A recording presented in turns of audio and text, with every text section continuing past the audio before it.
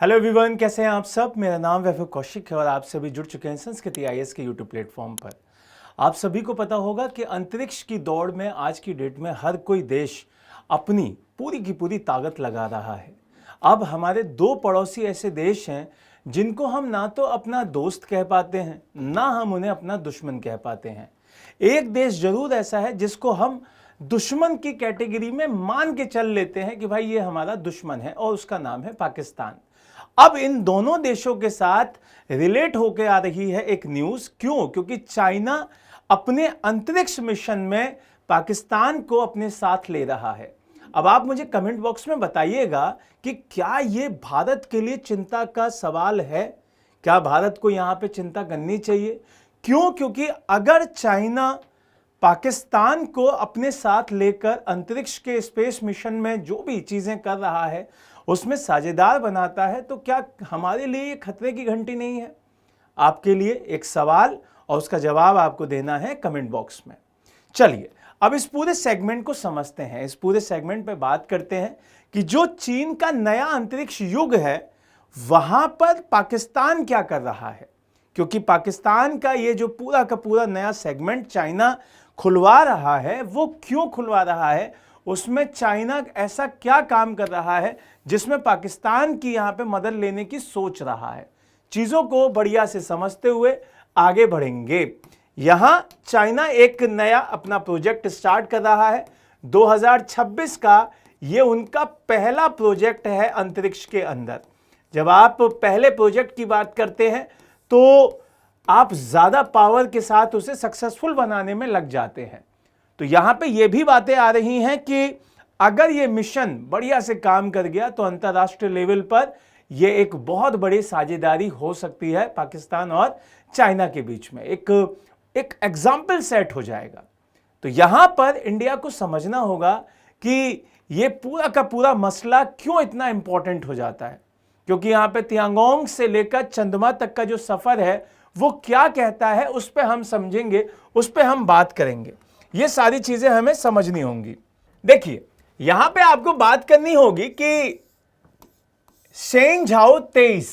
अब ये शेनझाओ 23 क्या है वो समझ लेते हैं कि शेनझाओ 23 क्या है।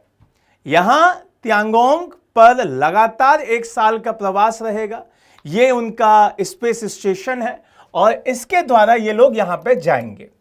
अब आपको ये स्पेस स्टेशन दिखाई दे रहा होगा। यहां पर पूरा 1 साल आपको ध्यान रखना है कि ये लोग रहने वाले हैं।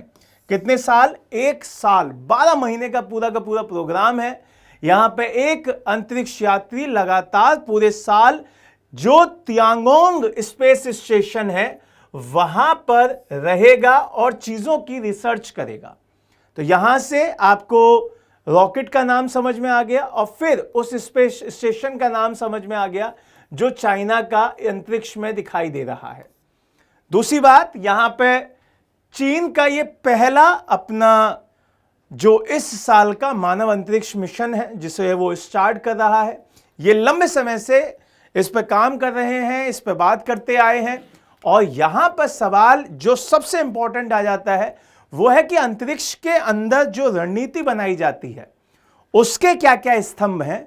तो वहां पर सबसे पहले कि 12 महीने का इन्होंने प्रोग्राम सेट किया हुआ है। इसके पिलर्स देख लीजिए इस पूरे प्रोजेक्ट के कि 12 महीने का प्रोग्राम सेट किया है। इसके अंदर एक पाकिस्तानी जो अंतरिक्ष यात्री है उसकी भागीदारी है। तो यहां पे सवाल आता है कि क्यों।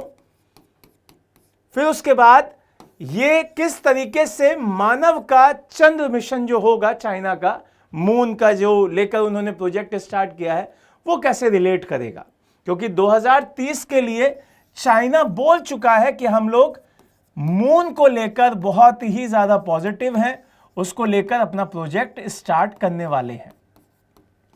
तो यहां से अभी 2026 में अगर ये पूरा का पूरा सक्सेसफुल हुआ तो यहां आप मान के चलिए कि तियांगोंग जो स्पेस स्टेशन है उसकी कहानी सिर्फ यहां पे नहीं रुकेगी। क्योंकि जब आप यहां पे अंतरिक्ष यात्री को 12 महीने के लिए रोक रहे हैं तो बिना किसी मकसद के नहीं रोकेंगे। यहां पे कुछ मकसद हैं और वो मकसद क्या है? कुछ स्टडीज हैं। अब वो स्टडी क्या है उनको जान लीजिए। पहली स्टडी आपकी दिखाई देगी माइक्रोग्रेविटी का अध्ययन। माइक्रोग्रेविटी मतलब मानव शरीर पे जो पड़ने वाले असर होते हैं उसका सटीक डाटा यहाँ पे जुटाया जाएगा और इसके ऊपर पूरी स्टडी की जाएगी। तो माइक्रोग्रेविटी का स्टडी करना चाहता है चाइना। दूसरी बात, यहाँ पे जीवन समर्थन प्रणाली और जो मेडिकल मॉनिटरिंग है उसका भी यहाँ पे टेस्टिंग होगा।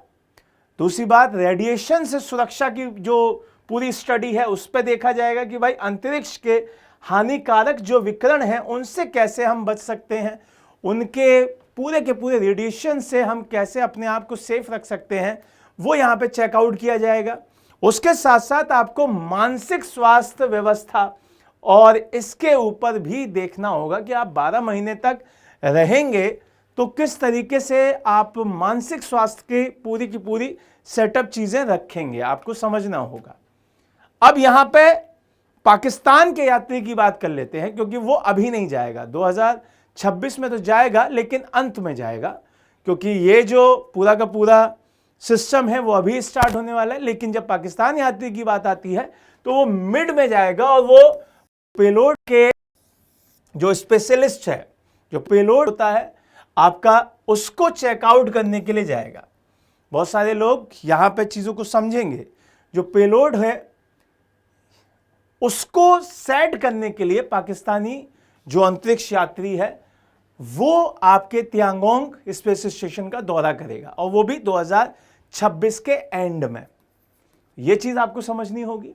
अब एक और चीज जो कि सबसे इंपॉर्टेंट है कि भाई अगर वो यहां पे चेकआउट करने जा रहा है पेलोड की, तो वहां पे आपको ध्यान रखना है। तो यहां पे आपको ध्यान रखना है कि जब चीजें पाकिस्तान के साइंटिस्ट के द्वारा चेकआउट किए जाएंगे तो कहीं ना कहीं पाकिस्तान को भी इस पूरे प्रोजेक्ट की जानकारी दी जा रही होगी। और जब पाकिस्तान भी इस प्रोजेक्ट का एक अहम हिस्सा है तो इसका मतलब सबसे बड़ा जो क्वेश्चन आता है कि क्या यह भारत के लिए खतरनाक है, भारत की सुरक्षा के लिए खतरनाक है। तो जब चाइना से ये बातें पूछी गई कि ये क्यों किया जा रहा है, तो उसने बहुत सिंपल सा जवाब दिया कि ये अंतर्राष्ट्रीय अंतरिक्ष सहयोग को बढ़ाने के लिए है और नए आयामों पर एक साथ मिलकर हम स्टडी करना चाहते हैं इसलिए। और इसका टारगेट सीधे सीधे 2030 का बताया कि हम चंद्रमा पर मानव को लेके जाना चाहते हैं और इसी वजह से हम अभी अंतरिक्ष में तियांगोंग पर रहकर 1 साल रहकर हम सारी चीजें चेकआउट करेंगे, जिसका मुख्य उद्देश्य सीधा सीधा 2030 का पहले इंसानों को चांद पर सफलतापूर्वक पहुंचाने का हमारा टारगेट है। क्योंकि लूनर मिशन वहां के लिए बहुत इंपॉर्टेंट है। वहां की सारी चीजें वहां पे बहुत क्लियर कट कही जा चुकी हैं कि हम लूनर मिशन को बहुत अहम मान के चल रहे हैं। वेंचांग लॉन्च साइट, सभी जरूरी ढांचों का निर्माण वहां पर अभी भी काम चल रहा है। वहां पर नए रॉकेट सिस्टम को जो लूनर मिशन को लेकर डिजाइन किया जा रहा है उस पर काम चल रहा है। नए इसके जो स्पेस क्राफ्ट हैं उस पर काम चल रहा है। सारे के सारी वो चीजें हैं जो वहां के 2030 के लूनर मिशन को लेकर बहुत ज्यादा इंपॉर्टेंट रूप से काम की जा रहे हैं। अगर हम वर्तमान की स्थिति में देखें तो शिनझाओ 23 मिशन जो कि आपका अभी स्टार्ट होने वाला है, जिसमें मानव शरीर को हम अंतरिक्ष में भेजेंगे और यहां से सीधे 4 साल के बाद 2030 में हम मून के ऊपर क्या भेजने वाले हैं, मानव को भेजने वाले हैं। और ये हम का मतलब हम वर्ल्ड लेवल पे बात कर रहे हैं, चाइना की तरफ से बात कर रहे हैं। तो ये सारी की सारी चीजें आपको समझनी होंगी। इसकी स्केलिंग अगर देखी जाए तो वर्तमान में सिर्फ चाइना का यात्री जाएगा और फिर बाद में 2026 के एंड तक शिनझाओ 24 मिशन के तहत पाकिस्तान का पेलोड स्पेशलिस्ट वहां पे जाकर उसे चेकआउट करेगा, उस पर नजर रखेगा और वो सारी चीजें फिर जानकारी यहां पे लेके आएगा। और 2030 में मानव के कदम देख रहे होंगे आप, चंद्रमा पर रखने की ये बहुत बड़ी जो कोशिश है चाइना की वो यहां पे की जाएगी।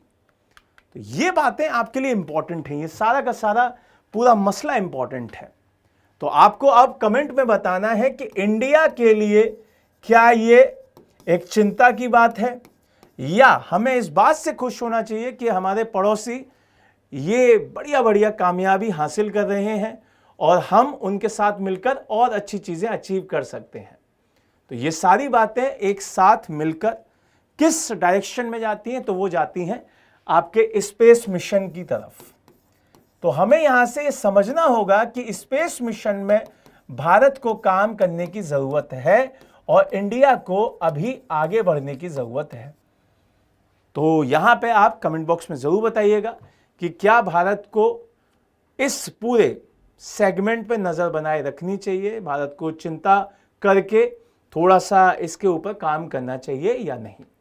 अपना विचार कमेंट बॉक्स में जरूर रखिएगा। नए टॉपिक के साथ दोबारा मिलेंगे। मुस्कुराते रहिए, नई नई चीजें सीखते रहिए। जय हिंद, जय भारत।